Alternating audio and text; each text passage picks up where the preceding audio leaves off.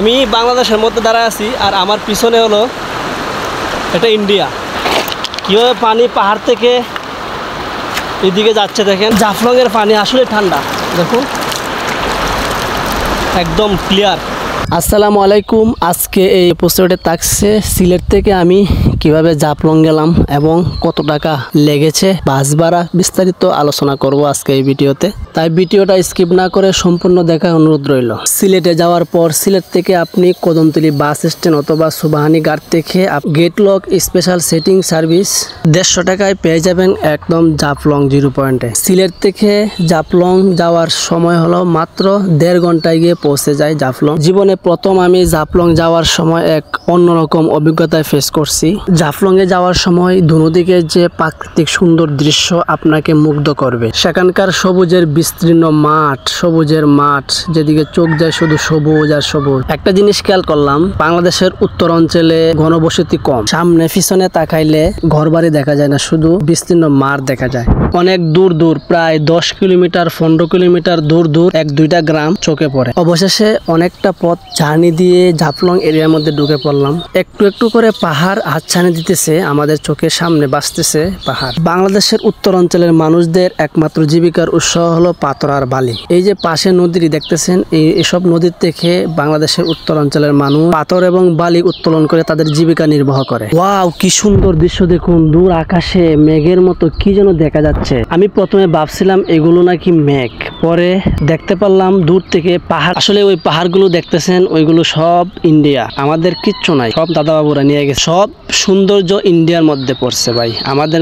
আমাদের এরিয়ার মধ্যে কোনো কিছুই পড়ে নাই, কোনো সৌন্দর্য নেই আমাদের মধ্যে। কিসের কাশ্মীর, কিসের সুইজারল্যান্ড? আমাদের জাফলং হলো আমাদের বাংলাদেশের সুইজারল্যান্ড, বাংলাদেশের কাশ্মীর। বাস্তবে না দেখলে আপনি বিশ্বাস করতে পারবেন না যে কতটুকু সৌন্দর্য জড়িয়ে আছে আমাদের দ্বিতীয় কাশ্মীরে। Hello guys, welcome back to my channel and another blog video.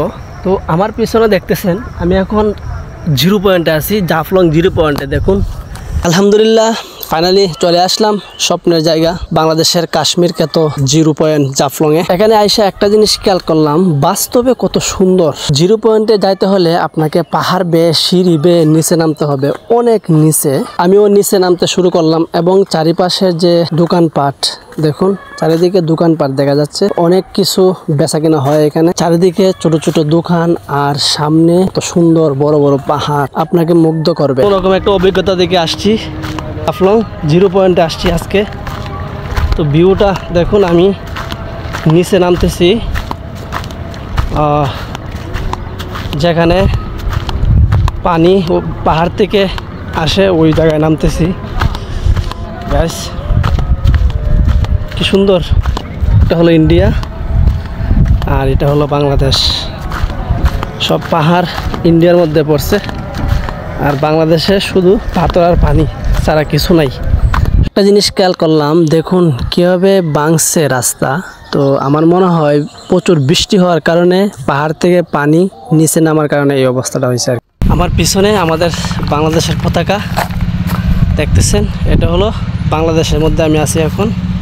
আর একটু গেলেই এইদিকে এই যে ইন্ডিয়ার পতাকা, মানে আর একটু সামনে গেলেই, আমার পিছনে গেলেই ইন্ডিয়ার বর্ডার। এই যে ইন্ডিয়ার BSF এর ঘাঁটি এখানে, আর ওই দিকটা এগুলো হলো ইন্ডিয়া। পাহাড় দেখতেছেন, এই যে এই রশি দেখতেছেন, রশির ওপারে ইন্ডিয়ার লোক আর এদিকে বাংলাদেশের লোক দেখতে পারতেছেন।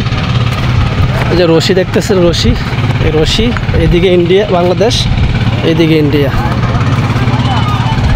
ভাই আমি বাংলাদেশ আর ইন্ডিয়ার বর্ডারের মধ্যখানে দাঁড়ায় আছি। দেখুন 2টা দাগ দেখতেছেন, এই দাগটা হলো ইন্ডিয়া, এদিকে হলো ইন্ডিয়া, আর এই দাগটার এদিকে হলো বাংলাদেশ, এদিকে বাংলাদেশ। দেখুন গাইস, বাংলাদেশে আর ইন্ডিয়ার বর্ডারে দাঁড়ায় আছি আমি। জিনিস খেয়াল করলাম, দেখুন পানির কত স্রোত, কীভাবে পানি পাহাড় থেকে এদিকে যাচ্ছে দেখেন। ওয়াও, কি সুন্দর। এই যে এই দিক থেকে পাহাড় থেকে পানি নিচ দিয়ে গড়িয়ে যাচ্ছে দেখুন। আমি ম্যাপে দেখলাম যে এই নদীটা সুদূর ভুটান থেকে এই নদীর পানি এইদিকে আসতেছে। আমি জাফলংয়ের পানি আসলে ঠান্ডা, দেখুন একদম ক্লিয়ার। ওয়াও, কি সুন্দর। এই দিকটা হলো ইন্ডিয়া, এটা হলো ইন্ডিয়া, এটা হলো ইন্ডিয়া, আর এটা বাংলাদেশ। আমি বাংলাদেশের মধ্যে দাঁড়ায় আছি, আর আমার পিছনে হলো এটা ইন্ডিয়া, আর আমি বাংলাদেশের মধ্যে দাঁড়ায় আছি। দেখুন, ইন্ডিয়ার মধ্যে শুধু পাহাড়, আর বাংলাদেশের মধ্যে পাথর, শুধু পাথর। এখানে আসলে, এখানে আপনি একবার আসলে আপনার যত টাকা খরচা হবে, আপনার এই সব টাকা উসুল হয়ে যাবে এখানে আসলে। দেখুন কত সুন্দর জায়গা গাইস, মানে দেখার মতো। বৃষ্টি হইলে আরও ভালো লাগতো। দেখুন